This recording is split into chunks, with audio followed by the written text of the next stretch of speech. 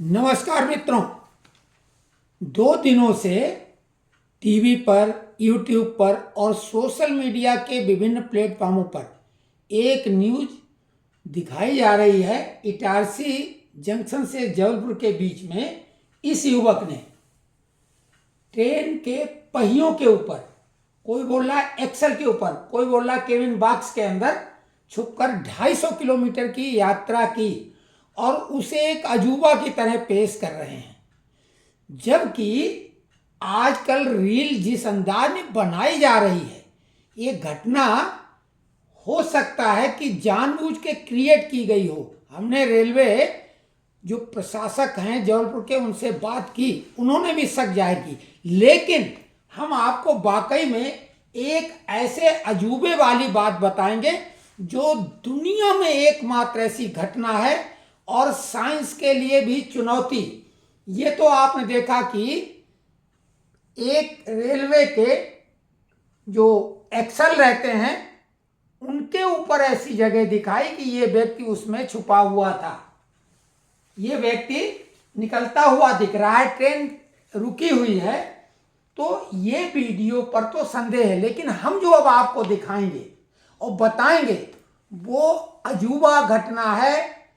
भले वो Guinness book of the world record में दर्ज न हुई हो, लेकिन दुनिया की एकलौती घटना है और उसे कोई रिपीट नहीं कर सकता है। ये पश्चिम मध्य रेलवे के अधिकारी भी बयान दे रहे हैं। अब वो दूसरा वाला वीडियो देखो, वो जो प्लेन वाला है, तो आप ये देखेंगे कि जब प्लेन यहाँ से टेक ऑफ करता है तब उसके व्हील, स्वाभाविक है, व्हील पे, रनवे पे वो दौड़ता है और बाद में आप देखेंगे कि ये लैंडिंग गियर कंपार्टमेंट, ये जो गियर है लैंडिंग और टेक ऑफ गियर कंपार्टमेंट, ये खुला। तो इसमें एक व्यक्ति छुपकर चला गया इन गियर लैंडिंग बॉक्स में और दिल्ली से लंदन तक की उसने यात्रा की।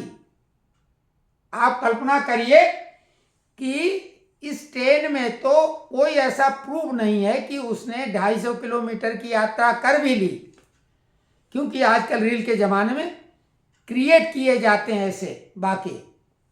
लेकिन ये वाक़या 1986 का है और इंदिरा गांधी अंतर्राष्ट्रीय हवाई अड्डे से 2 भाइयों, प्रदीप सैनी उम्र 23 साल और विजय सैनी उम्र 18 से 19 साल के बीच में, ये लोग दिल्ली से लैंडिंग गियर कंपार्टमेंट में छुप के इन्होंने हीथ्रो हवाई अड्डे तक की यात्रा की। हालांकि जब प्लेन लैंड कर रहा था उस समय जब उसके व्हील खुले तो एक भाई जो छोटा विजय था वो हाइपोथर्मिया का शिकार होके, स्वाभाविक है उसके ऊपर बर्फ जम गई थी और वो एक व्यक्ति जो उसके टर्मिनल के पास में ही था उसके बगीचे में गिर गया था। लेकिन बड़ा भाई प्रदीप सैनी वहाँ पर जिंदा पहुँच गया। हालांकि वो बेहोश था, लगभग कोमा की स्थिति में, और हीथ्रो हवाई अड्डे के अधिकारियों ने उसे अस्पताल में भर्ती कराया और वहाँ वो ठीक हो गया। उसके बाद उस पर मुकदमा चला।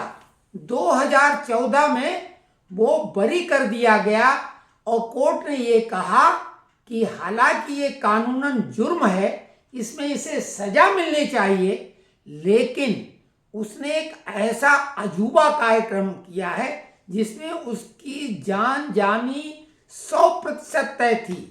ईश्वरीय चमत्कार से ये जीवित बच गया है, तो उसको इंग्लैंड की, यूके की नागरिकता दे दी गई। वहीं शादी करके 2 बच्चे उसके हैं और हीथ्रो हवाई अड्डे पर काम कर रहा है ये प्रदीप सैनी। अब आप सोचिए कि ट्रेन में अगर वो केबिन बॉक्स में जो व्हील का एक्सल रहता है उसके ऊपर अगर वो छुप के उसने यात्रा कर भी ली, जिसका कोई प्रूफ नहीं है, तो वहां पर कोई ऐसी दिक्कत नहीं है। व्यक्ति आ सकता है, एक से एक स्टंटबाजी लोग दिखाते हैं। लेकिन प्रदीप सैनी ने जो काम किया, ऐसे इससे पहले भी कई केस हो चुके, लगभग 115 केस दर्ज हैं, वो पकड़े गए। लेकिन 86 लोग जिन्होंने ये प्रयास किया था वो मर गए।